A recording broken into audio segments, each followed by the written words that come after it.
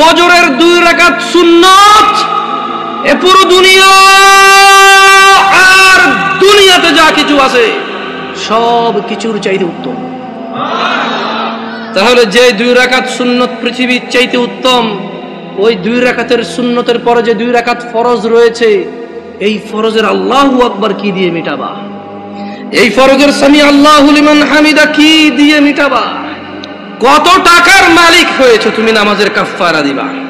যেখানে সুন্নত 2 রাকাতের মূল্য পুরো পৃথিবীর সমস্ত সম্পদ বিক্রি করে যদি একটা স্বর্ণ কিনা হয়, ওই স্বর্ণকে যদি, এটা আমি ব্যাখ্যা দিচ্ছি বুঝার জন্য সহজে, ওই স্বর্ণকে যদি 1 পাল্লা রাখা হয় আর ফজরের 2 রাকাত সুন্নতকে যদি 1 পাল্লা রাখা হয়, ফজরের 2 রাকাত সুন্নত ভারী।